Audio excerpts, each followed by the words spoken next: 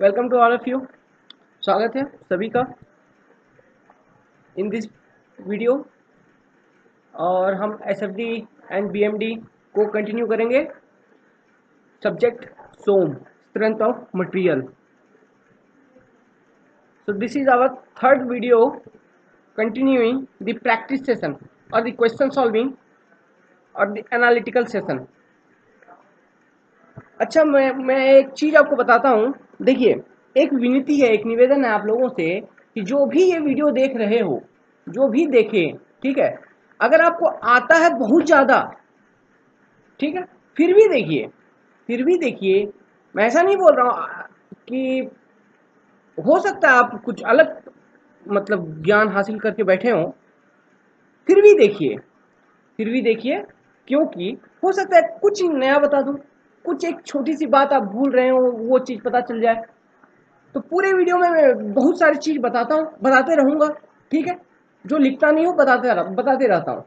तो उन सब कीवर्ड से या फिर उन सब सेंटेंसेस से डायरेक्ट ऑब्जेक्टिव में क्वेश्चन आते हैं in form of objective in GATE and UPSC. तो वो मिस नहीं करना है, ठीक है, वो मिस नहीं करना है। क्वेश्चन बनाने का तो एक बहाना है, लेकिन मैं जो बोलता हूँ वही तो इम्पोर्टेंट है, वही ना कॉन्सेप्ट है, वही ना लॉजिक होता है, ठीक है। तो देखिए, पूरा देखिए और फोकस अटेंटिव रह के देखिए। और आप खुद भी, मैं तो उस तरह का माहौल बना ही दूंगा कि आप सोच में पड़ जाओ, ठीक है। अटेंटिव बने रहो, ब्रेक नहीं लेना। 1-1.5 घंटा का वीडियो होता है, हाँ, यही। अभी तो 3-3 घंटा वाला बनाना बंद कर दिया, बीच में बीमार पड़ गया था इसलिए। तो 1-1.5 घंटा का वीडियो बना रहा हूँ। तो इस 1-1.5 घंटे में आप पूरा फोकस्ड रहो, पूरा अटेंटिव रहो। मैं जितने भी बातें बोलता हूँ, जो भी आपको लगे कि कुछ नया है, उसे लिख लीजिए, नोट कर लीजिए। ओके, चलिए स्टार्ट करते हैं। हो गया बहुत। वेल, आज का जो क्वेश्चन है ना, ये एक अच्छा क्वेश्चन है, ठीक है। बेसिक है, स्टैंडर्ड क्वेश्चन है, लेकिन अच्छा क्वेश्चन है। स्टैंडर्ड क्वेश्चन कहने का मतलब है इससे हम स्टैंडर्ड रिजल्ट निकालेंगे।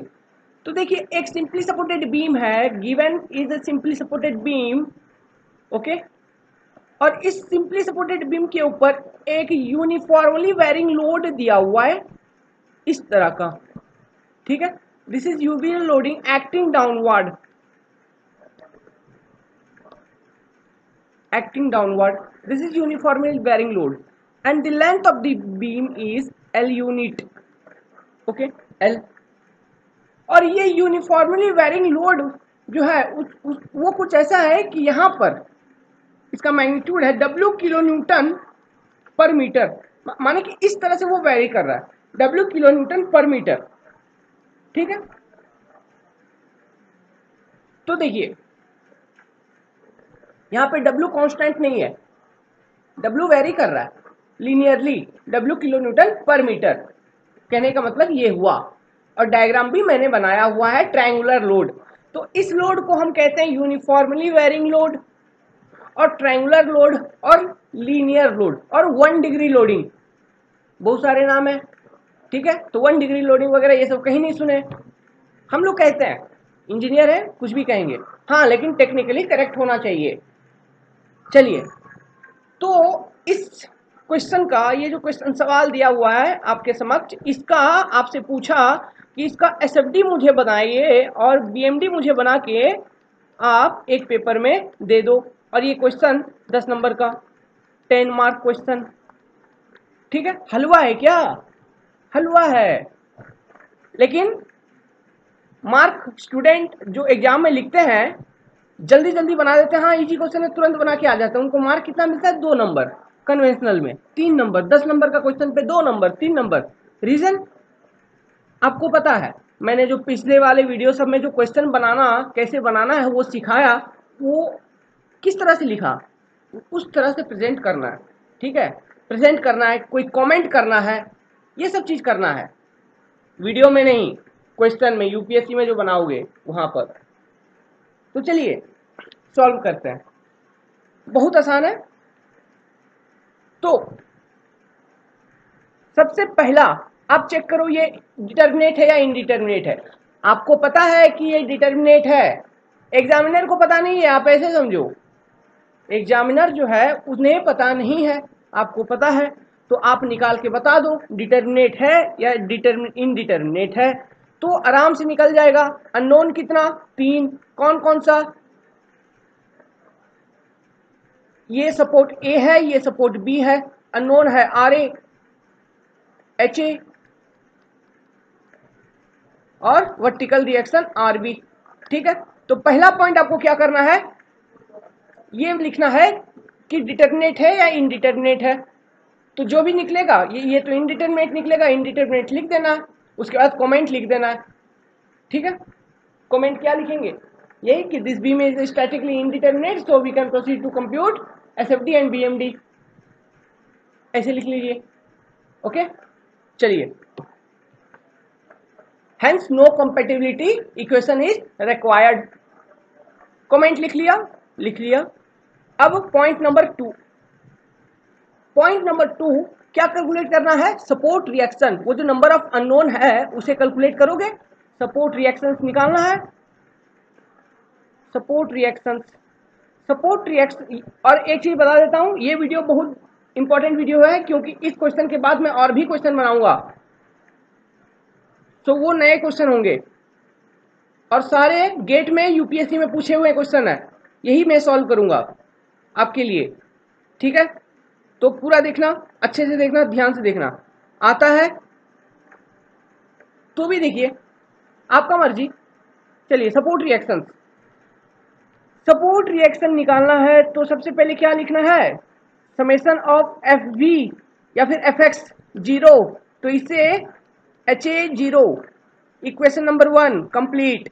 Equation number 2 summation of F V और एफ वाई लिख लो बराबर 0, माने कि R A plus R B होना चाहिए कितना, लोड। अब वो लोड कितना लग रहा है, ये ट्रायंगुलर लोड है, ट्रायंगुलर लोडिंग है, तो टोटल लोड कितना, एरिया ऑफ दिस ट्रायंगल, और एरिया ऑफ दिस ट्रायंगल कितना हो जाएगा, half times length into base, और वो कितना है, W। हो गया, एरिया ऑफ ट्रायंगल मिल गया। देखो, लेंथ यूनिट क्या है, मीटर, और इसका यूनिट क्या था, किलो न्यूटन पर मीटर के फॉर्म में था, तो मीटर मीटर खत्म, तो क्या लोड बचा ना सिर्फ। तो ये हो गया equation number 2। Now equation 3, summation mz 0। Summation mz हम क्यों लिखते हैं, ये चीज मैंने पिछले वाले वीडियो में थोड़ा सा बताया था। तो देखिए, तो समेशन mz 0, तो यहां पर दोनों सिंपल सपोर्ट है, तो हम क्या करेंगे, हमारे फायदे के लिए हम summation about mz about support b0 कर देंगे, रोलर सपोर्ट, बगल में लिख देंगे कि ये सपोर्ट जो था ये है एक रोलर सपोर्ट। ठीक है, रोलर सपोर्ट के अबाउट समेशन mz 0 किया, तो क्या लिखा, आर ए इंटू एल। ठीक है, आर ए इंटू एल का इफेक्ट समझ में आ रहा है ना, R A into L roller support भी कैसा इफेक्ट दे रहा है, सैगिंग इफेक्ट दे रहा है, इस तरह से बेंड करेगा। ठीक है, सैगिंग इफेक्ट दे रहा है, तो प्लस, या फिर क्लॉकवाइज बराबर एंटी क्लॉक करना है रिएक्शन निकालते वक्त, ये चीज समझाया हुआ था। तो आर ए इंटू एल हो गया, उसके बाद minus vertical loading, total vertical load कितना है, कितना एक्ट कर रहा है vertically downward load, area of the triangle क्या, half into length into W times ये वर्टिकल लोड, ये कंसंट्रेटेड किस पॉइंट पर है, at CG of the triangle क्या। देखिए, ये जो ट्रायंगुलर लोड है और ये है W किलो न्यूटन, यहां पे बताता हूं, ये जो ट्रायंगुलर लोडिंग है, ठीक है, ये लीनियर लोड है और ये इसका मैग्नीट्यूड इस तरह से कुछ बढ़ रहा है, ये W किलो न्यूटन पर मीटर का इंक्रीमेंट आ रहा है। ठीक है, पर मीटर। अब देखिए, ये है उसका वेरिएशन, तो टोटल लोड कितना होगा, total load area of the loading diagram of the loading, area of the loading. अब ये कैसे निकालेगा, यहाँ पे ट्रायंगल है तो आप क्या करोगे, half into length L, metre into base, वो मैक्सिमम वो kilo newton, W kilo newton पर मीटर, ये खत्म, तो क्या बचा, half W into L kilo newton, ये निकल गया टोटल लोड। अब ये टोटल लोड जो एक्ट कर रहा है ये एक पॉइंट लोड है क्या, अब ये पॉइंट लोड कहाँ एक्ट करेगा, एट सीजी ऑफ लोडिंग, हमेशा मैंने बताया सीजी ऑफ लोडिंग पर एक्ट करता है ये पॉइंट लोड जो भी आप कन्वर्ट कर रहे हो, इसलिए मैंने वहां पर यूडीएल के केस में बताया था CG of the load not CG of the member. तो CG of the load means CG of the triangle, CG of the triangle this is apex and this is base, okay, this is base and this is the length L, if suppose not if suppose it is given actually, तो apex से triangle का CG कहां पर होता है 2L/3 और base से H/3 L/3, हो गया, समझ में आया, तो आप मोमेंट लिख सकते हो आराम से, रिएक्शन। तो हम जो ये इक्वेशन लिखे summation mz about support b equals 0, तो इसमें हमने लिखा कि RA into L minus total load half into W into L into CG कहाँ L/3 बराबर होना चाहिए 0, ठीक है। अब यहां से सपोर्ट रिएक्शन निकल जाएगा, कितना निकलेगा support reaction, RA into L बराबर होना चाहिए 1/6 WL², तो RA कितना निकला WL/6, इतना निकल गया RA। अब RB निकालोगे, RB प्लस RA बराबर half into W into L into sorry इतना था, half into W into L, ठीक है, इतना था, तो RB कितना, तो RB कितना होगा अब half into W into L minus W L/6 निकल गया RB, ये RB और ये सपोर्ट रिएक्शन RA। तो अब हमको क्या करना है, अब हमको निकालना है shear force and bending moment value. तो चलिए शियर फोर्स निकालते हैं, सबसे पहले प्लॉट करना है, सपोर्ट रिएक्शन तो निकाल लिया, तो फॉर शियर फोर्स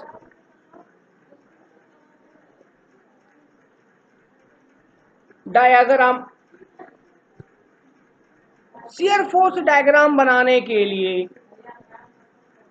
आप क्या करोगे, ये जो मेंबर है, ठीक है, जिस पर यूवीएल लोडिंग लग रहा है W किलो न्यूटन पर metre downward and length of the member is L, the support reaction has been calculated or known RA/RB.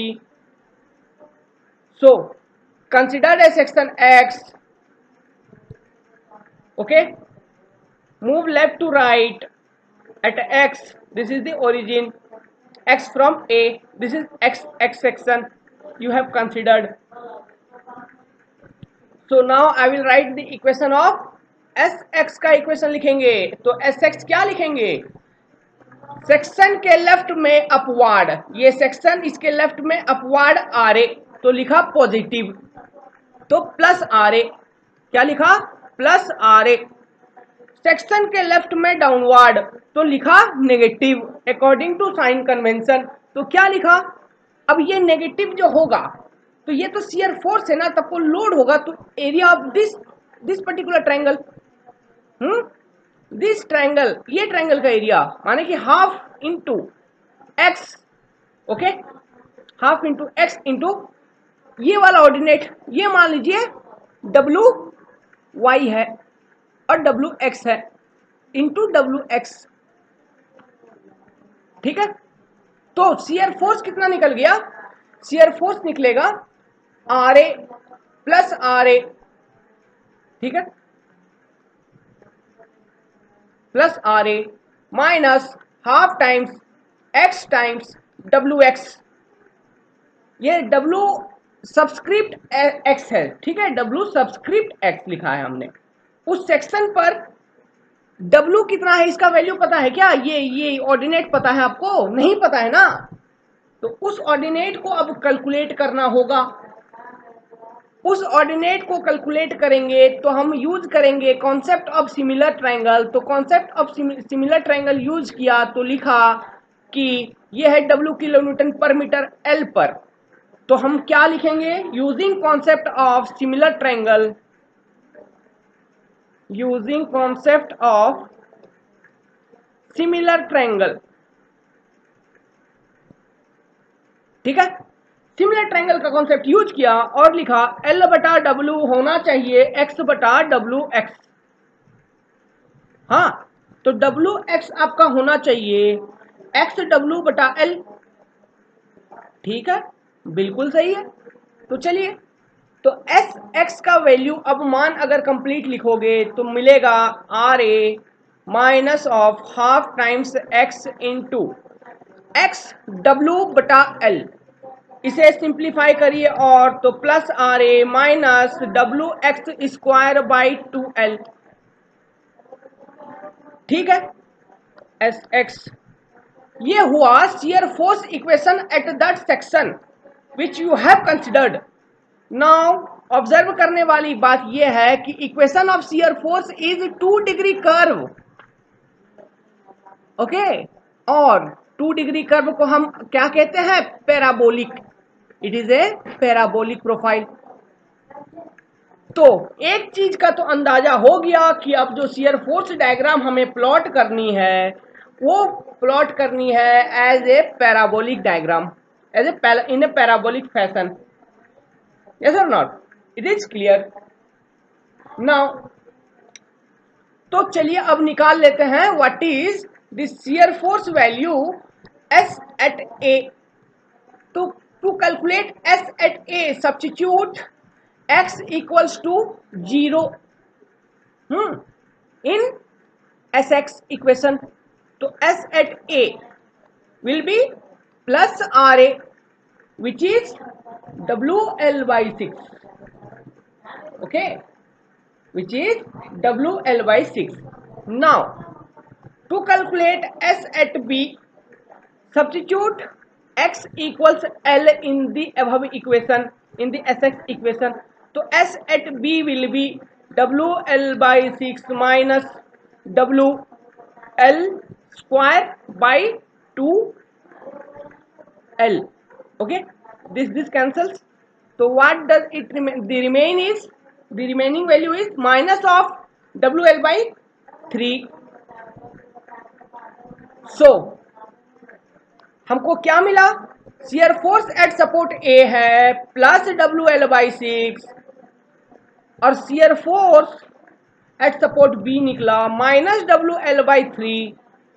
तो इन दोनों वैल्यू को देख के तो ये पता तो चल गया कोई ना कोई एक सेक्शन ऐसा होगा जहां पर शियर फोर्स अपना वैल्यू, अपना साइन चेंज कर रही है, पॉजिटिव टू नेगेटिव आ रही है। तो साइन चेंज कर रही है तो पॉजिटिव से नेगेटिव जैसे आएगी, कोई ना कोई एक पॉइंट होगा उस केस में जब शियर फोर्स 0 हुई होगी। तो वो सेक्शन कौन सा है? तो वो सेक्शन कौन सा है इसे निकालना है। तो क्या पुट कर दोगे? Substitute for this section where shear force, for this section where shear force value SX to be 0, ये कैलकुलेट करिए। अब तो ये कहां पर शिफ्ट हो रहा है ये निकालना है। तो इसे अगर पुट करोगे तो WL by 6 minus of WX square over 2L will be 0। इसे सिंप्लीफाई करिए, सॉल्व करिए। WL बाई 6 क्या होगा? Equals WX square by 2L, 2WL square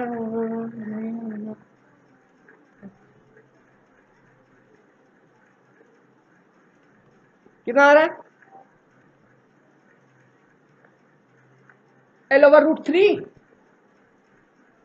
हाँ, L बाई रूट 3 आ रहा है। तो क्या मुझे बताओ L बाई रूट 3 अधिक है क्या L बाई 2 से? ध्यान, ऑब्जर्व करने वाली बात है। ये सब, यही सब पॉइंट, ये सब जो पॉइंट है ना जो अभी लिख दिया हमने कि L/√3 L/2 से ग्रेटर है, तो ये तो आपको भी पता है, लेकिन कंडीशन क्या बन गया कि यूवीएल लोडिंग अगर दिया हुआ है तो शियर फोर्स जीरो नहीं होगा एट मिड, और मिड सेक्शन वो जीरो होगी मिड सेक्शन के राइट में। क्यों? अभी हमारा ओरिजिन कहाँ है? Origin is from support A. Origin कहने का मतलब है एक्स सेक्शन जो हमने लिया, तो एक्स का मेजरमेंट कहाँ से किया? सपोर्ट ए से मेजर किया। इसलिए मैंने कहा कि मिड सेक्शन के राइट साइड में कहीं पर शियर फोर्स जीरो हो रही है, तो शियर फोर्स कहाँ पे शिफ्ट होगी ये लोकेशन हमें पता चल गया। काम हो गया क्या? ठीक है, काम हो गया। तो अब क्या निकालना है? अब निकालना है बेंडिंग मोमेंट डायग्राम। तो लिखिए पॉइंट नंबर कितना? 4th, for bending moment diagram for BMD calculation. BMD आप कैलकुलेट करोगे तो क्या करेंगे? सेम एक्स एक्स सेक्शन को लेंगे, ठीक है। तो मैं अब बना रहा हूं, देखिए ऐसे, ये है वो एक्स एक्स सेक्शन, ठीक है, ये है वो एक्स एक्स सेक्शन, ये एक्स एक्स सेक्शन, ये था सपोर्ट ए जहां पर रिएक्शन था R A at distance X from support A, और ये जो ऑर्डिनेट था ये था डब्ल्यू एक्स, और लोडिंग थी डाउनवर्ड। तो डब्ल्यू एक्स का वैल्यू आपको पता है ना, डब्ल्यू एक्स ओवर एल, इतना पता है आपको डब्ल्यू एक्स की मान। तो फॉर बेंडिंग मोमेंट डायग्राम, तो bending moment at X M X, तो एम एक्स का इक्वेशन अगर मैं लिखूं, क्या लिखूंगा? देखिए सुपरपोजिशन प्रिंसिपल अप्लाई करना है। आर ए का इफेक्ट कैसा हो रहा है? सैगिंग हो रहा है क्या? तो सैगिंग हो रहा है, तो plus R A into X, और ये लोडिंग जो दिया हुआ है वर्टिकली डाउनवर्ड, इसके कारण एट एक्स एक्स सेक्शन आपका किस तरह का इफेक्ट आ रहा है? बीम में हॉगिंग आ रहा है क्या? मतलब टॉप और द रेफरेंस फाइबर और the reference frame will be under tension, yes और नॉट? अगर इस तरह का हो गया, कहने का मतलब ऐसा हो गया, तो रेफरेंस फ्रेम ये है जो जिस पर्टिकुलर फेस पर लोडिंग लगता है, तो उस फेस को हम कहते हैं reference face, not frame, rectified, frame नहीं फेस, इसे रेक्टिफाई कर लीजिए। तो जिस फेस पे लोड लगता है उस फेस को हम क्या कहते हैं? उस फेस को हम कहते हैं रेफरेंस फेस।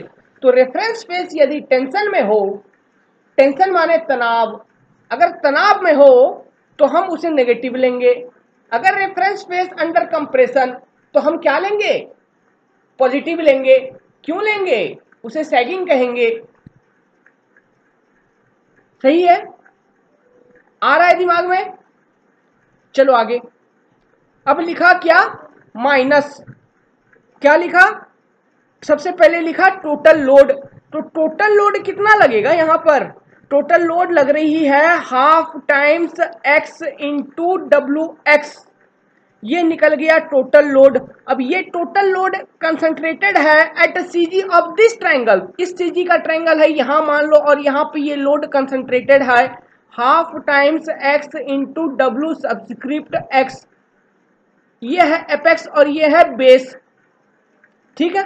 तो हमको मोमेंट किसके अबाउट लिखना है? सेक्शन एक्स एक्स के।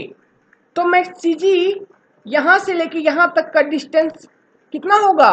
L/3, सॉरी ये कितना होगा? x/3 into x/3। तो क्या mx का वैल्यू मिल गया?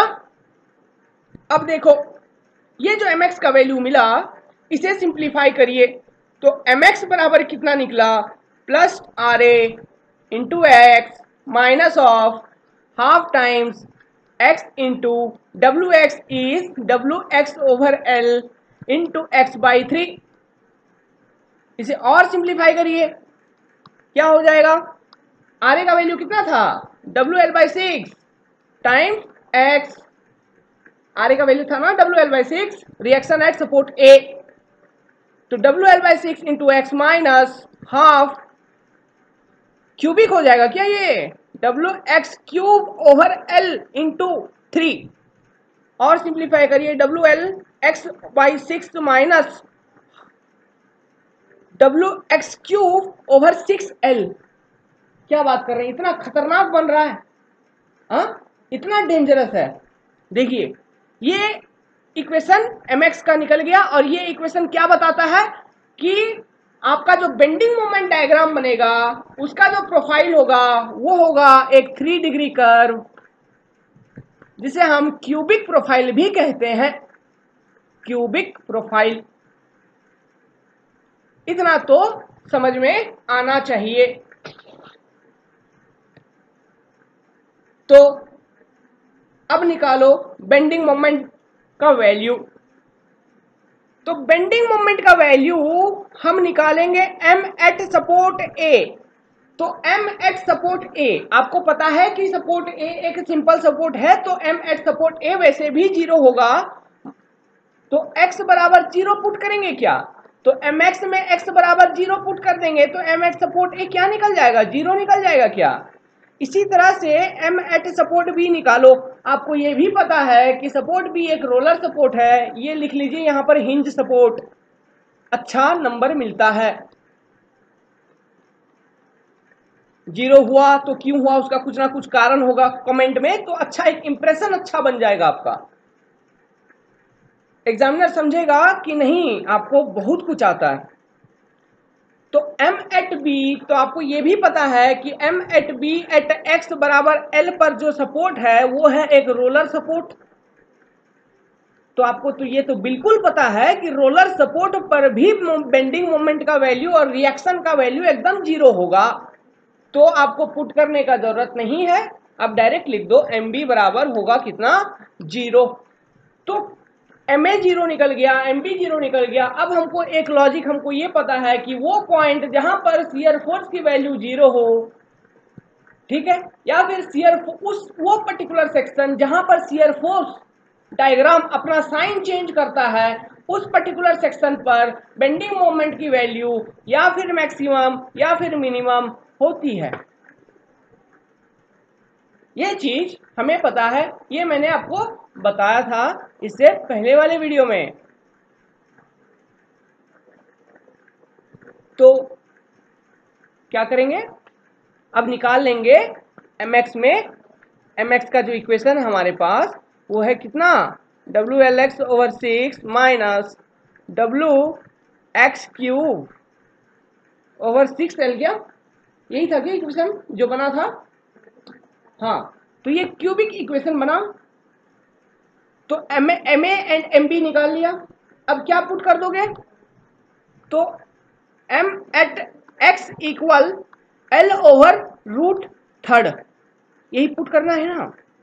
ये सब्स्टिट्यूट करिए इस पर्टिकुलर इक्वेशन में, और m x एट L/√3 जो वैल्यू निकलेगी, इसे सॉल्व करिए, वो वैल्यू निकलेगी WL² / 9 टाइम्स √3। ये मिलेगी बेंडिंग मोमेंट मैक्सिमम इस केस में। समझ में आया। तो चलिए अब डायग्राम बनाते हैं बेंडिंग मोमेंट का, एसएफडी का और बीएमडी का। Okay, now let us plot diagram. थोड़ा सा ध्यान देने वाली डायग्राम है यहां पर, क्योंकि यहां पर बात आ रही है पैराबोलिक एंड क्यूबिक।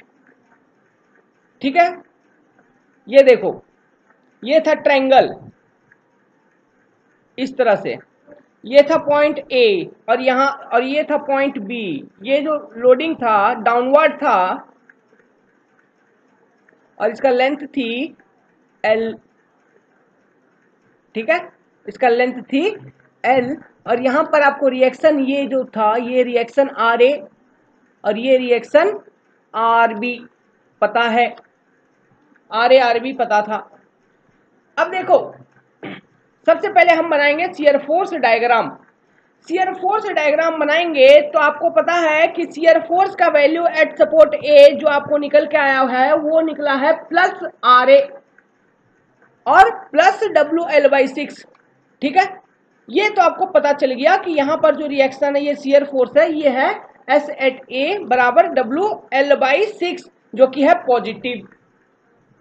अब एक सेक्शन है जो कि है लेफ्ट ऑफ मिड सेक्शन, ये, और वो सेक्शन में दिखा रहा हूं ग्रीन कलर में, ग्रीन कलर पेन से, कि ये वाला वो सेक्शन है, ठीक है, L डिवाइडेड ओवर √3। तो ये वो सेक्शन है जहां पर आपका शियर फोर्स का वैल्यू 0 हुआ है। ये चीज भी पता चल गया हमको। और एक चीज हमको पता है कि शियर फोर्स डायग्राम जो बनेगा वो बनेगा पैराबोलिक, ये भी पता है।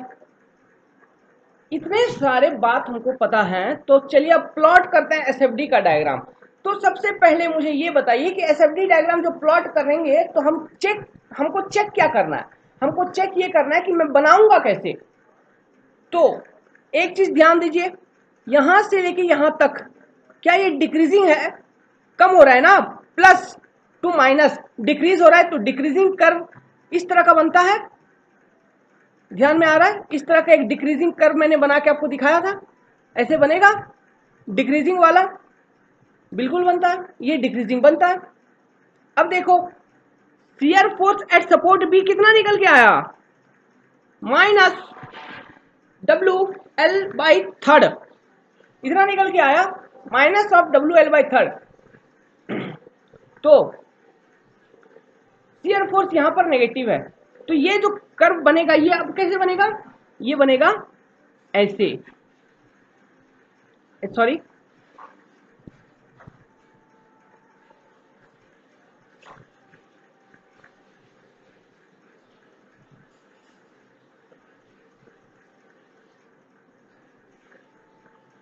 इस तरह से अपवार्ड कनकेव होगा, सॉरी अपवार्ड कन्वेक्स होगा, लीनियर नहीं है। रुकिए, इसका लॉजिक बता रहे हैं, वेट करिए। समझ में आया? इधर कनकेव है, ऊपर कन्वेक्स, ये बनेगी एसएफडी। अब ऐसा एसएफडी कैसे हो गया? एसएफडी इतना खतरनाक कैसे बना? यही बताने के लिए तो हम हैं कि एसएफडी इतना खतरनाक क्यों बन गया। तो ये देखो, ये बन गया नेगेटिव और ये मिल गया पॉजिटिव, और यहां पर 0 था, ठीक है। ये इस तरह से ऐसे है, ऐसे।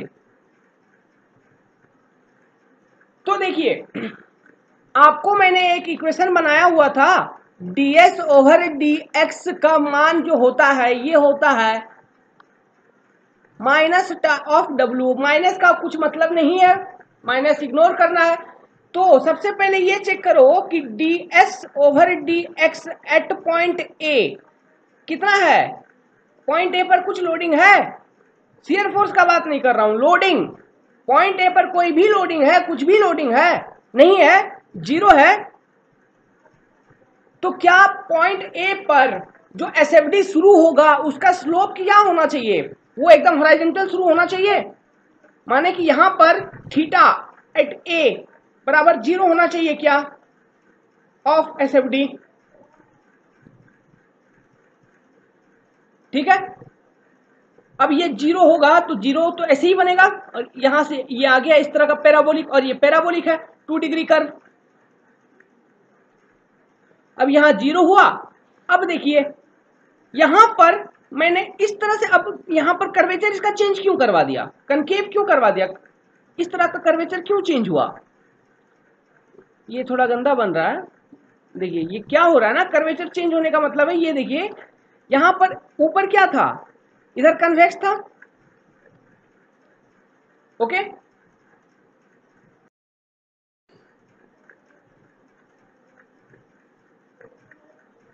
ये कन्वेक्स है और ये कनकेव है। अब ये ऊपर की तरफ कन्वेक्स, ऊपर की तरफ फुला हुआ है, कहने का मतलब है ये पैराबोलिक है। अब यहां क्या होगा? इस तरह से बनेगा, ये इस तरह से बन रहा है, ठीक है, इस तरह से बन रहा है।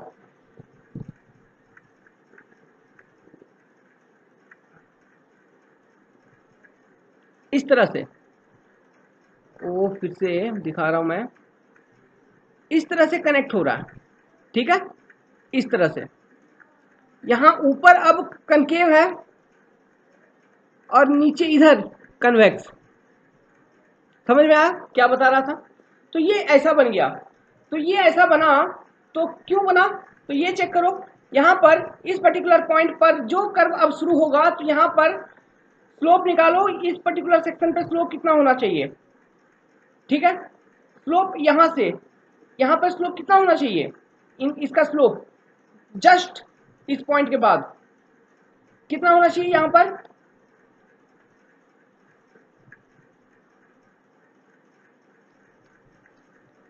ये यहाँ पर जो लोडिंग है इतना का मान, ठीक है। क्या यहाँ पर लोडिंग है, लोडिंग है बिल्कुल। तो स्लोप क्या जीरो हुआ, नॉट जीरो, तो कुछ ना कुछ स्लोप होगा एसएफडी का, तो स्लोप दिख रहा है थीटा, ठीक है, स्लोप दिख रहा है।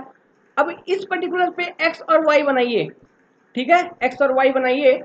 अब देखिए लोडिंग यहाँ है, ओके, ये लोडिंग आ रहा है,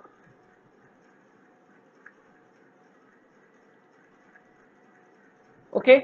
तो देखिए एट सपोर्ट बी अगर आप निकालोगे slope ds by D X at support B, क्या ये जीरो आ रहा है, नॉट इक्वल टू जीरो, कुछ ना कुछ वैल्यू है। अब देखो ये सपोर्ट बी पर जो ये पैराबोलिक कर्व आ रहा है, ये जो कनेक्ट कर रहा है किस कोऑर्डिनेट एक्सिस पे है, सेकेंड, और सेकेंड कोऑर्डिनेट एक्सिस में tan एंगल कितना होता है, tan थीटा नेगेटिव होता है, लेस देन जीरो, ठीक है, tan थीटा इज नेगेटिव होता है यहाँ पर।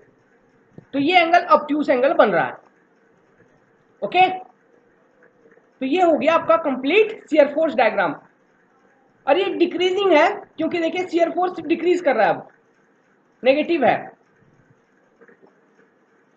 तो चलिए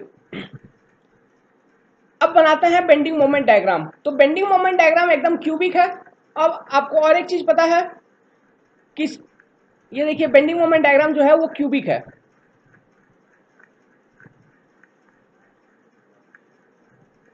वो कैसे बनेगा, ये मान लो वो सेक्शन है कि एक्स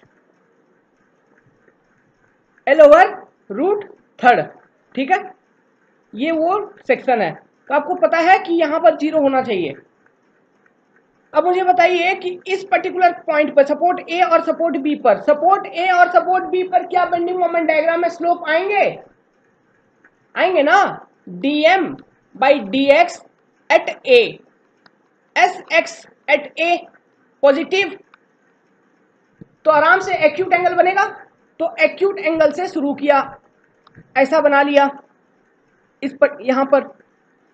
अब यहां पर dm by D X at B, ठीक है, कितना, माइनस एस ए, और माइनस एस बी नेगेटिव है, आराम से ऑब्ट्यूस एंगल बनेगा। इस तरह से यहां पर आएगी, कनेक्ट होते हुए मिलेगी। और चूंकि नेट इफेक्ट है सैगिंग, और मैक्सिमम जो मैग्नीट्यूड मिला बेंडिंग मोमेंट का वो भी मिला आपका पॉजिटिव में, तो टोटल है sagging effect on the beam, और मेंबर पर जो बेंडिंग मोमेंट का इफेक्ट है वो नेट इफेक्ट है सैगिंग इफेक्ट। माने कि अब जो बीम जो एक्चुअल में बेंड करेगी ना, जब मुड़ेगी, जब बेंड करेगी, तब उसका जो टॉप फाइबर होगा और रेफरेंस फ्रेम और रेफरेंस फेस वो होगा कंप्रेशन में, और बॉटम वाला होगा टेंशन में, ओके।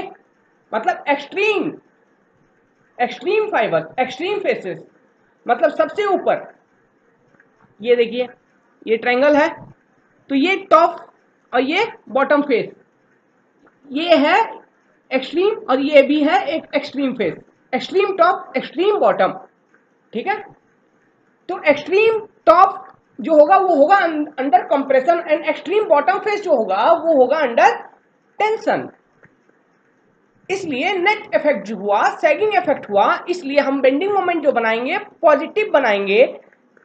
अब ये देखो इस पर्टिकुलर सेक्शन पर बेंडिंग मोमेंट का जो वैल्यू है, मैग्नीट्यूड जो आपने कैलकुलेट किया वो कर लिया था कितना, WL स्क्वायर बटा 9 रूट अंडर थर्ड।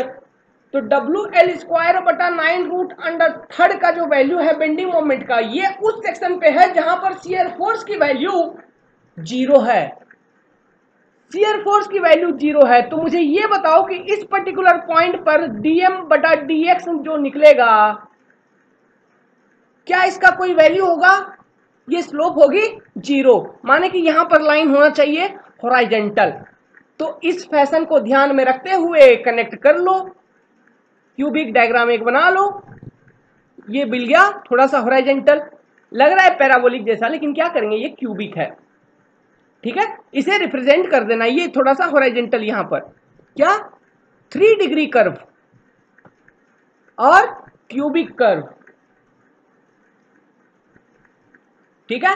ये बन गया क्या, बेंडिंग मोमेंट डायग्राम। कॉपी में आराम से अच्छे से सजा के फूल पत्ती बना के इसे बना लीजिए, बहुत इंपॉर्टेंट है। क्लियर है, समझ में आया? चलिए आगे बढ़ते हैं। Now next question, next question is again A important question, एक कैंटिलीवर, ठीक है। ड्रॉ, क्वेश्चन लिखिए, draw SFD and BMD for a cantilever.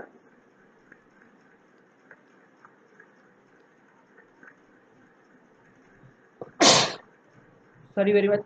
For a cantilever member subjected to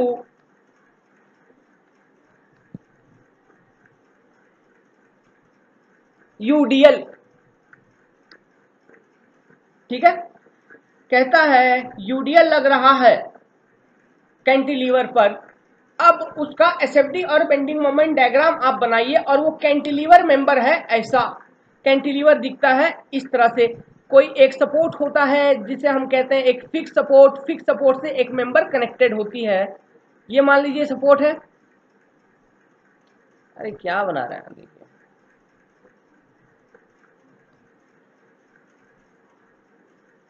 okay, and this is the UDL, और ये है एक fix support, okay. और UDL का मैग्नीट्यूड है W किलो न्यूटन पर मीटर, और इसका लेंथ है L यूनिट और L metre. This is a cantilever, this is point A and this is point B। Point B जो है वो है सपोर्ट। अब ये फिक्स सपोर्ट है, तो फिक्स सपोर्ट में लगता है 3 तरह का रिएक्शन। एक लगेगा हॉरिजॉन्टल RHB, नेक्स्ट पेज में बनाते हैं। तो ये है क्वेश्चन, ठीक है, this is the question and in it has been asked in UPSC, okay. तो this is the question, now you have to solve the question for plotting bending moment and shear force variations. So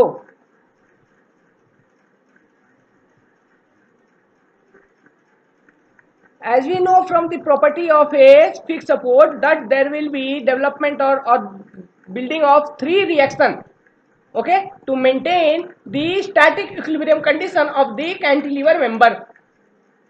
The horizontal reaction, this is support B point, and this is A. The horizontal reaction HB, the vertically upward reaction RV, and moment, okay, MB. So there are how many unknown? कितने unknown हुए? 3 unknown. Equilibrium equation आपके पास कितना है? 3 equation. Static determinate या indeterminate? Determinate,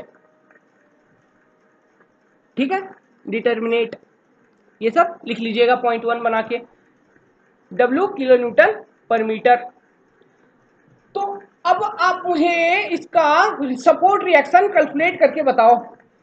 तो by applying the first equilibrium condition itself which says summation f of x must be 0, it gives the result HB must be 0. This is equilibrium equation number 1. Now by applying the second equilibrium equation, f of y must be 0, you will get what? W times L must be RB. Equation number 2. Okay. Now summation mz, अब summation mz बराबर 0 होना चाहिए। तो चलिए summation M Z about point A में लिखता हूं, about the free and. ठीक है, ये जो एंड है जहां पर सपोर्ट नहीं है इसे हम कहते हैं फ्री एंड। फ्री एंड कहा जाता है इंजीनियरिंग में। तो ये फ्री एंड पर हमने मोमेंट जीरो कर दिया, तो फ्री एंड पर मोमेंट जीरो करेंगे जीरो, तो क्या लिख सकते हैं? देखिए, तो फ्री एंड पर टोटल इफेक्ट कैसा कैसा है, देखो इस पर्टिकुलर फ्री एंड, ये है फ्री एंड, तो इस पर किसका कैसा इफेक्ट है, सुपरपोजिशन प्रिंसिपल अप्लाई करेंगे और लिखेंगे। पहले तो यहां पे यूडीएल था, ठीक है, और एक मोमेंट रिएक्शन मैंने दिखाया हुआ था एमजेड और एमबी, और एक वर्टिकली अपवार्ड रिएक्शन दिखाया हुआ था आरबी जिसका मान था डब्ल्यू एल। ठीक है, तो देखिए सुपर प्रिंसिपल पोजीशन अप्लाई करिए, मतलब हर एक इफेक्ट इंडिविजुअली चेक करेंगे। तो सबसे पहले एमबी के कारण देखिए फ्री एंड पर किस तरह का मोमेंट है, सेम एमबी क्लॉकवाइज। आरबी के कारण किस तरह का मोमेंट है, ये फ्री एंड को ऐसे रोटेट कर रहा है, क्या है ये, आरबी इंटू एल, यही है क्या, आरबी इंटू एल। अब देखो ये यूडीएल का इफेक्ट कैसा होगा, सबसे पहले तो ये यूडीएल अपने सीजी पर लगेगी, कितना, डब्ल्यू इंटू एल। अब सीजी से L/2 डिस्टेंस होगा, पॉइंट का दूरी, परपेंडिकुलर डिस्टेंस जो हमारा यहां पर इंटरेस्ट है। ये किस तरह का लगा रहा है, क्लॉक लगा रहा है, WL इंटू L/2। तो रिएक्शन निकाल रहे हैं, तो क्लॉक बराबर एंटी क्लॉक करो, क्लॉक बराबर एंटी क्लॉक किया तो हमको पता चला कि MB, ठीक है, प्लस WL² 2 होना चाहिए RB इंटू एल। RB का वैल्यू आपको पता है, तो MB प्लस WL² 2 होना चाहिए WL²। तो MB का वैल्यू अब क्या मिल गया आपको, WL² माइनस WL² 2, कितना, WL² 2। तो दोनों अननोन हमको पता चल गए क्या, कौन कौन से अननोन थे, अननोन था सपोर्ट रिएक्शन RB, इसका वैल्यू पता चल गया W इंटू एल, और एक अननोन था सपोर्ट रिएक्शन मोमेंट MB, तो इसका भी वैल्यू पता चल गया। ये आगे क्या पॉजिटिव आया ना, तो जो हमने एज्यूम डायरेक्शन लिया हुआ था पॉजिटिव, देखिए हमारा जो वैल्यू आया वो तो पॉजिटिव आया ना, तो पॉजिटिव आने का क्या मतलब हुआ कि जो हमने डायरेक्शन अपना एज्यूम किया हुआ था anti clock direction, sorry clock direction, that moment support moment is acting, this reaction moment is acting in clockwise direction on the support B, then this condition is satisfied, hence the numerical value or the numeric value which we have obtained is positive in nature। अगर negative होता तो ये जो direction हमने लिया हुआ था वो अब क्या होता, उल्टा हो जाता और रिवर्स हो जाता, एंटी क्लॉक हो जाता। अट रहा है दिमाग में, ठीक है, दो चार बार प्ले करो, सुनो, आगे पीछे जाइए, फिर से बजाइए, फिर से सुनिए मैंने क्या क्या कहा। चलिए आगे देखिए, तो कोई प्रॉब्लम नहीं है अभी तक, सब सही चल रहा है। तो MB कितना निकल गया, WL² 2। अब हमको बनाना है शियर फोर्स,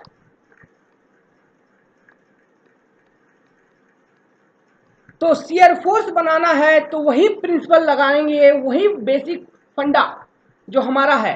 वो फंडा क्या है, ये कैंटिलीवर मेंबर थी, ठीक है, और यहां पर लग रहा है यूडीएल, और ये है पॉइंट ए और ये है सपोर्ट पॉइंट बी। तो हमको कैलकुलेट करना है शियर फोर्स, तो हम लेंगे एक section x which will measure from x at distance from A, माने कि हमेशा मैंने क्या बोला हुआ था, आपको एक चीज सिखाया था, किसी एक चीज को फिक्स बनाइए, किसी एक चीज पर अटल रहिए।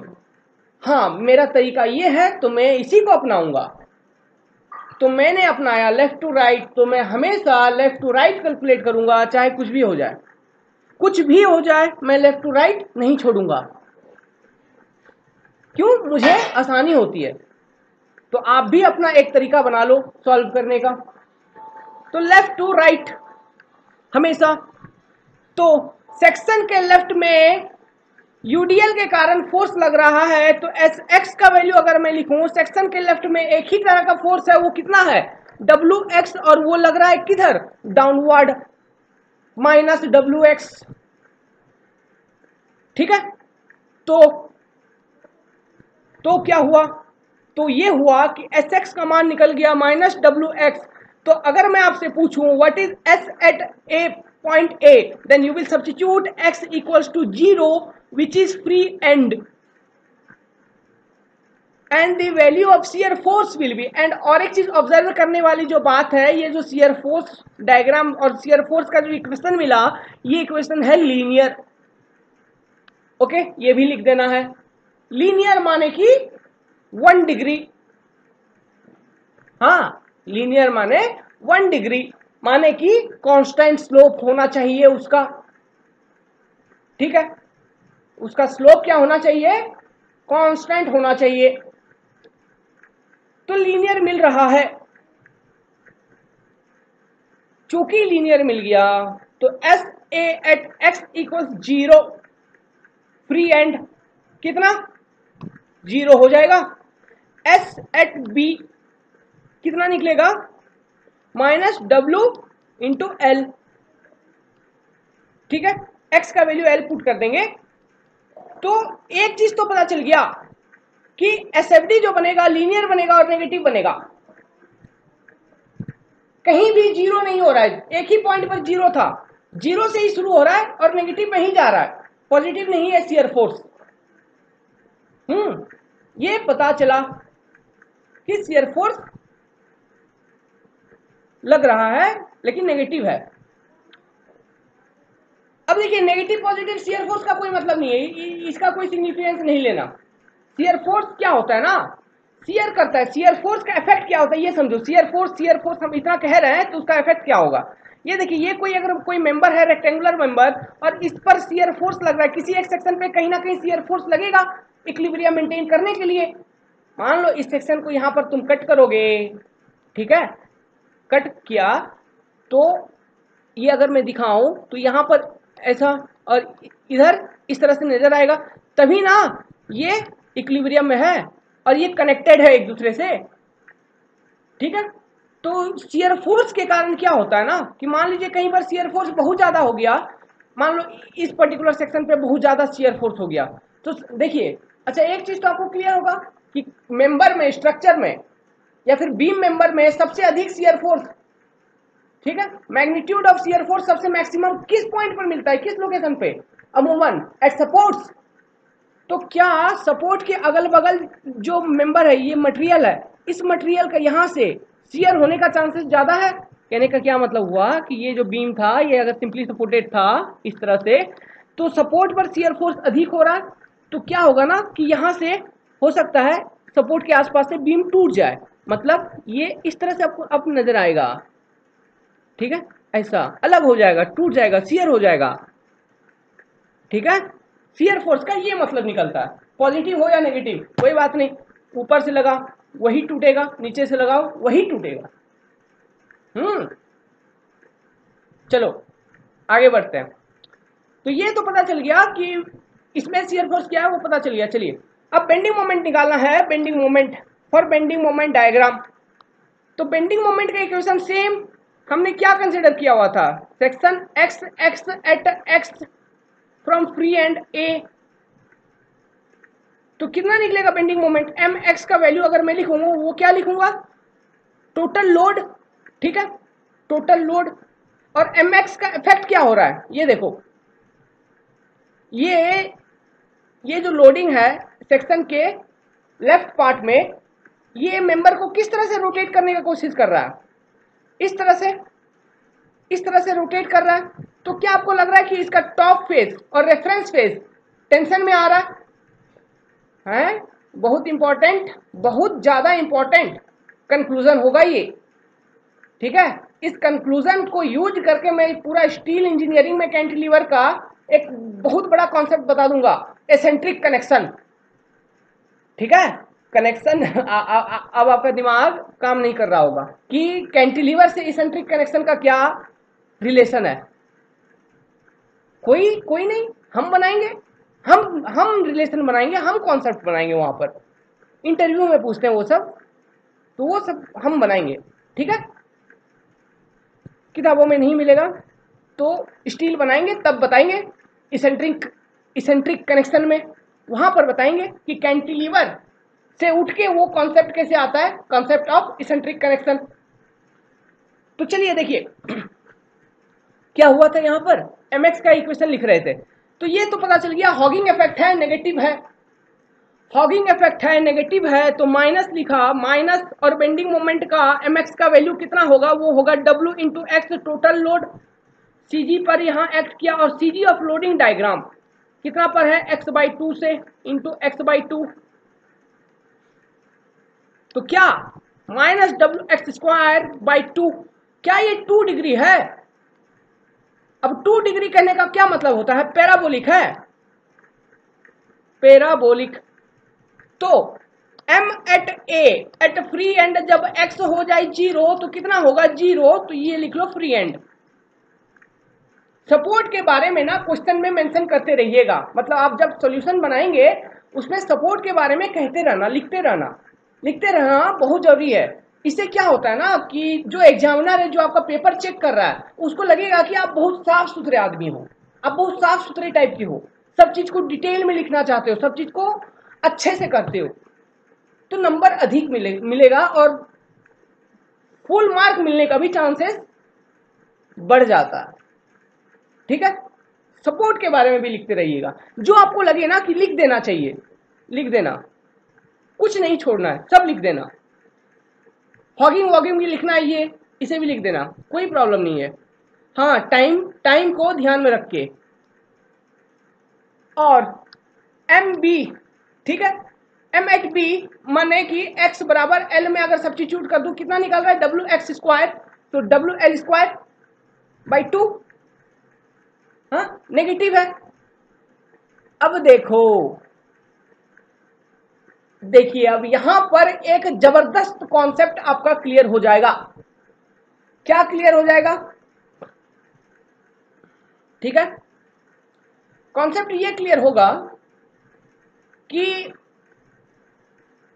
अगर इफ, ठीक है, एक्शन इज अप्लाइड, ऐसा ये एक्शन अप्लाई हो रहा है,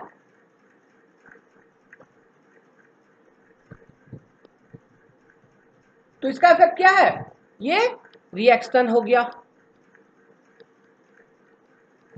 समझ में आ रहा है। इसलिए एक कैंटिलीवर इक्विलिब्रियम में बना रहता है, रोटेशन इक्विलिब्रियम में बना रहता है। समझ में आ रहा है ना। देखिए ये, ठीक है, ये देखो, ये जो लोडिंग है, ये तो हमने रिएक्शन दिखाया हुआ था ना, ठीक है, ये रिएक्शन दिखाया हुआ था। तो एक्शन हो रहा है ऐसा, ठीक है, एक्शन हो रहा है ऐसा, इस तरह से, तो इसे रजिस्ट करेगा मेंबर। समझ में आया, इसे रजिस्ट करेगा मेंबर।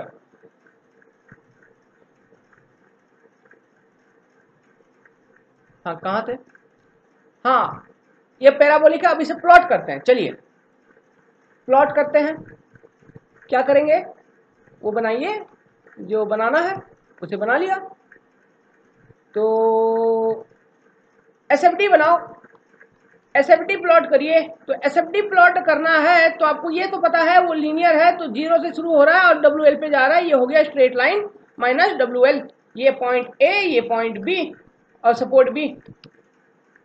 अब बेंडिंग मोमेंट भी 0 से शुरू हुआ और पैराबोलिक था, ठीक है, और पैराबोलिक है, 2 डिग्री कर्व है बेंडिंग मोमेंट। अब देखो ना कि यहां पर स्लोप क्या होगा, क्या बेंडिंग मोमेंट डायग्राम ऐसा बनेगा, या ऐसा बनेगा? इन दोनों में से कौन सा शुरू होगा? दोनों ही नेगेटिव है, लेकिन शुरू कौन सा होगा? तो हमको अब इसका सवाल मिलेगा, इसका जवाब स्लोप से। देखो शियर एट पॉइंट ए, ठीक है, at point A and at point B. At point A अगर बेंडिंग मोमेंट का स्लोप लोगे dm/dx एट पॉइंट ए, ठीक है, तो शियर फोर्स डायग्राम से ये पता चल रहा है कि शियर फोर्स एट ए बराबर है 0 है, ये 0 है। तो ये बात बिल्कुल साफ हो गया कि बेंडिंग मोमेंट का जो स्लोप होना चाहिए यहां पर 0 होना चाहिए। अब मुझे ये बताओ कि ये वाला जो कर्व है, ये जो कर्व है ये, और ये जो कर्व मैंने अभी बनाया, किस केस में स्लोप एट पॉइंट ए 0 हो रहा है?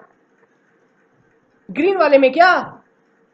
ठीक है, इसका स्लोप एट ए 0 है, यहां पर नहीं है ना, ये तो स्लोपिंग आ रहा है ना इस तरह से। ये देखो, ये देखिए, ध्यान से देखिए, इसे देखिए, ठीक है, इसे देखिए, और ये पिंक वाले को देखिए, किसका स्लोप 0 है? फ्री एंड पर, इस केस का ना। और ये कौन सा केस है? ये वाला ना, ठीक है। तो ये नेगेटिव बेंडिंग मोमेंट, ये कितना मैग्नीट्यूड? -WL²/2। माइनस लिखने की जरूरत नहीं है, माइनस तो इधर दिखा दिया, तो इसे मिटा लो। ये नहीं होगा, कौन सा होगा? ऊपर वाला। क्यों? स्लोप चेक कर लिया, स्लोप से हम पता लगा लिए। समझ में आ रहा है ना? ये स्लोप वगैरह बहुत इंपॉर्टेंट है, नहीं तो ये अभी जैसे ये था, यहां पर कंफ्यूज हो गया, बहुत बड़ा कंफ्यूजन था, ठीक है, ये कंफ्यूजन बहुत बहुत ज्यादा आता है। तो let us end here.